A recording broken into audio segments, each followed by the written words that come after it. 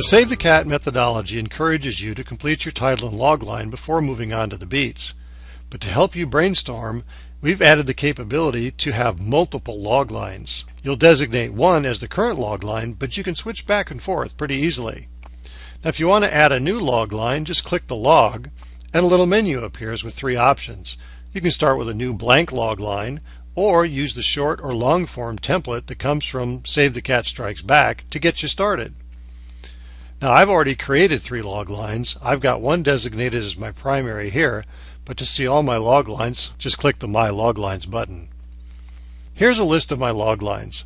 All I have to do to switch is just check the box to make that one current and close it, and the current logline is replaced with the one I just selected.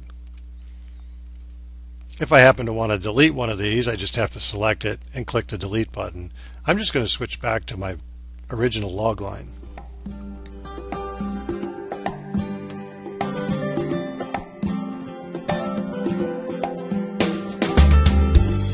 Once you've completed your title and logline and selected a genre, you're ready to move on to the beats. I'm not really going to go into much there. Check out the Save the Cat books for more information or the tutorial that's included here, or click one of the little cat heads to get a little advice from the cat. Here's some good information about what the opening image really means. Anytime you see the little black cat head, you can just click on that to get specific advice about that particular section.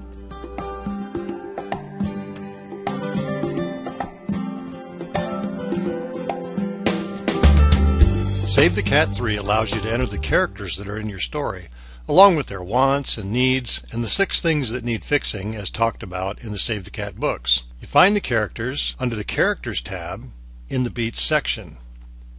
Now, I don't have any characters at the moment. All I need to do to add a character is to click the Add a Character button on the toolbar. I'll enter the character's name, and Bob is a male. He's 52. I can put in a little description of the character, and then I can enter the wants, the needs, make any other additional notes, and then I can enter the 6 things that need fixing. You can put in the thing that needs fixing and then any notes about how it's going to be fixed in your story. You can also link attachments to this character. Maybe you found a picture that really represents this character and you've added it to your project.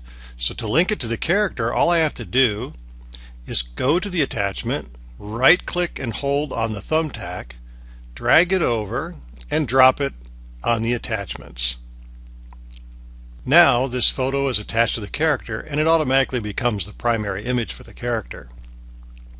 Maybe I'm writing a historical piece and I found some information about the person I'm writing the story about and I want to link it to the character. Well, let's say this PDF has that information in it. I'll scroll down to the attachments. I'll right click on the thumbtack, drag it, drop it over here, and now that PDF is attached to this character. Now only one of the attachments can be the primary image. If you want to change the primary image for the character, just click in the cell with the red check mark and that will make that image the primary image. Now Bob is a PDF. I'm going to go ahead and switch it back so we have a picture of Bob.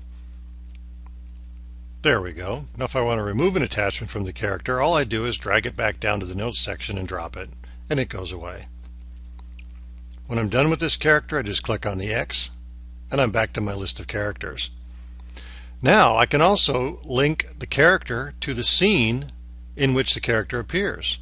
All I have to do is left click and drag and drop the character onto the scene card. And a little indicator appears to show me that I've got characters in the scene, and in this case there's only one, Bob. You can also link attachments to a character just by dragging and dropping them onto the character's name in the list. I'll show you. First I'm going to remove the photo, close the character, the default image comes up. Now I'll drag and drop, and the photo is now linked to the character and the primary image established.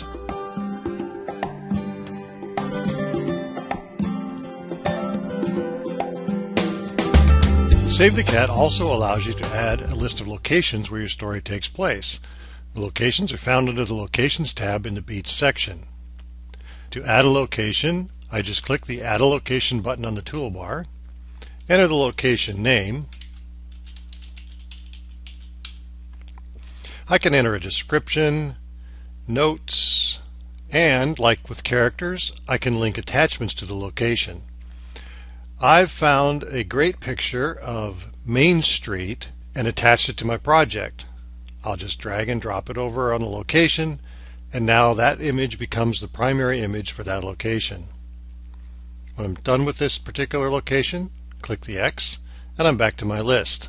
And like with characters, I can link this location to the scene where it takes place. I'll just drag and drop it over here on this scene card, which is on Main Street. And a little icon appears at the top of the scene card indicating that I've established the location for this particular scene. And just like with characters, I can also drag and drop attachments directly onto the location in the list and link them that way as well. A little later on, I'll show you how you can sort and filter your list of scene cards by location or by character or even by color coding, but we'll come back to that.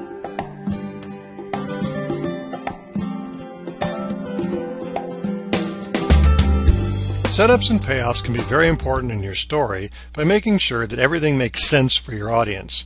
For example, if your main character suddenly shoots the bad guy right between the eyes from 150 yards with a handgun, you may want to establish the fact that the main character actually has that skill by showing him practicing at a shooting range or that he's ex-military or something like that. So I'm just going to add a setup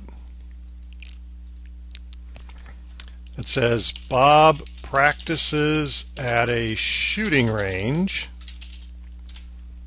and now I'll switch to the payoffs and add a payoff. It says Bob shoots bad guy between the eyes. Now we have a setup and a payoff, and we need to link those two together. I'll click the link, and I get a list of all the setups that have not been previously linked to a payoff. In this case, Bob practices at a shooting range is in the free setups section. Had I already linked it to a scene, it would appear in the appropriate section of the board where that scene appears. So I'll just click on Bob practices at a shooting range, and the link has been established. Once I've established in which scene the setup or payoff should appear, I can simply drag and drop it onto the appropriate scene. So let's say that the Bob practices at a shooting range on Main Street. I'll drop it on that scene, and a little indicator appears showing that I have one or more setups in this scene, and because it's green, that tells me that every setup is linked to a payoff. Now let's link the payoff to a scene.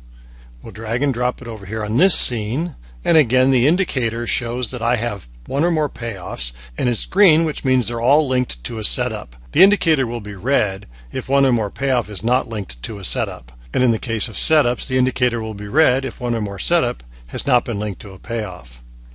One other thing, this little green arrow appears once the setup or payoff is linked to a scene, indicating that I can go directly to the scene in which it appears. But we'll come back to that later. So that's setups and payoffs.